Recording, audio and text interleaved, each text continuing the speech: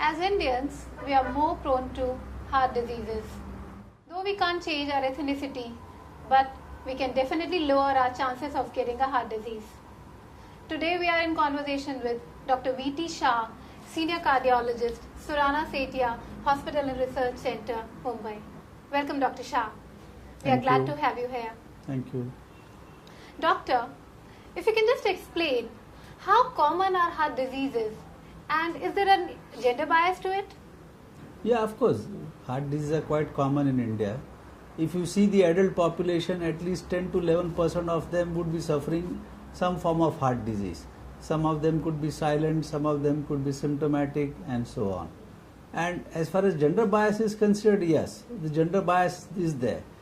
Till the time of menopause, the male population will have more prone to heart disease. As menopause goes away, then gradually the women folk pick up in the rate, and by the end of 65 years, it is almost the same males and the female ratio. As we know, there are several kinds of heart diseases. But can you please explain which one are all are lifestyle related and which one are modifiable? Okay, you see, heart disease can be present since birth, as we know what we call as congenital heart defects, जहाँ जन्म से होता है, patient को whole या छेद जन्म से होता है, तो उसको हम कंजेनिटल हार्ट डिजीज बोलते हैं. कुछ वाल्व की बीमारी रहती है, जैसे रूमेटिक हार्ट डिजीज है, वो यंग एज में होता है, 10 साल, 15 साल, 20 साल में होता है, तो उसको वाल्वुलर हार्ट डिजीज बोला जाता है. और जो लाइफस्टाइल रिलेटेड बोलते हैं, जो हम कॉर्नरी आर्टरी डिजीज बोलते हैं या ब्लॉकेज की बीमारी बोलते हैं, वो हार्ट की हो, चाहे ब्रेन की हो या किडनी को हो, उसको ब्लॉकेज की बीमारी या एथेरोस्क्लेरोटिक हार्ट डिजीज बोलते हैं. तो वो जो बीमारी है वो लाइफस्टाइल रिलेटेड है. एंड किस तरह के लोग एक हाई रिस्क जोन के अंदर आते हैं? ना, ये एथेरोस्क्लेरोटिक हार्ट डिजीज जो है वो बीमारी क्यों होती है? पार्ट ऑफ इट, उसकी कुछ रीजन तो ऐसा है कि इट्स एन एजिंग प्रोसेस. जैसे उम्र बढ़ती है आदमी की, वैसे एजिंग प्रोसेस होता है. अपनी जो नसें रहती है, आर्टरीज रहती है, वो हार्डन होते जाती है. उसमें थोड़ा कोलेस्ट्रॉल का डिपॉजिट हो जाता है और वो धीरे धीरे ब्लॉकेज होता है.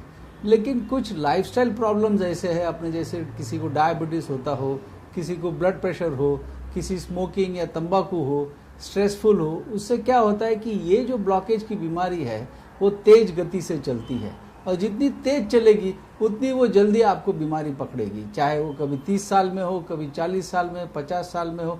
इसलिए हम बोलते हैं कि जब आदमी लाइफस्टाइल में बिल्कुल शुद्ध रहता है तो उसकी उम्र ज़्यादा होती है.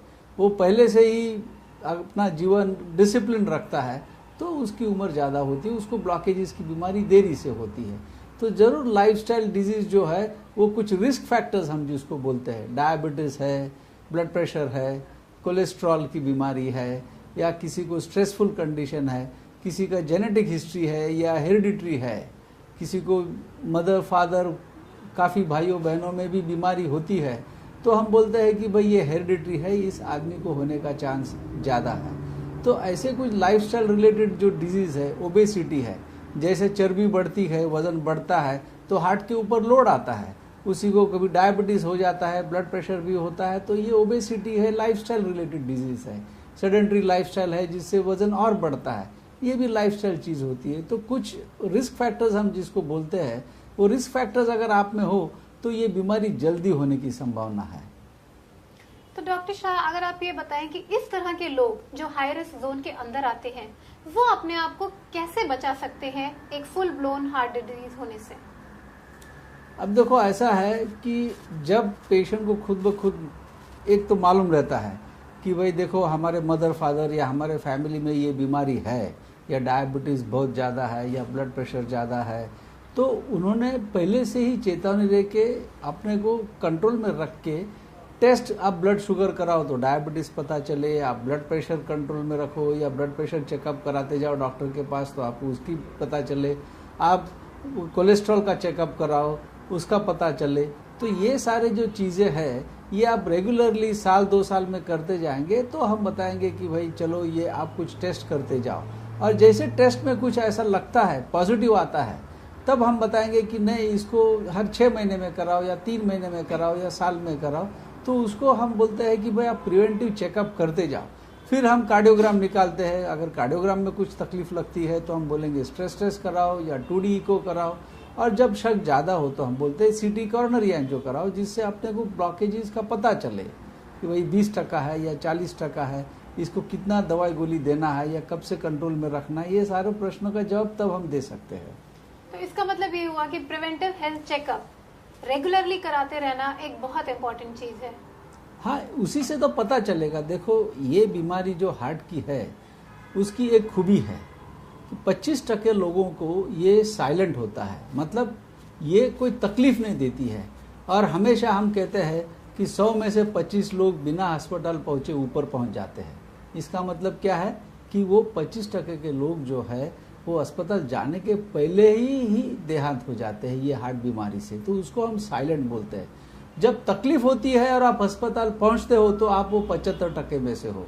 फिर उसके बाद में अगर आप सही इलाज किए तो आप उसमें से बच के बाहर निकल सकते हो।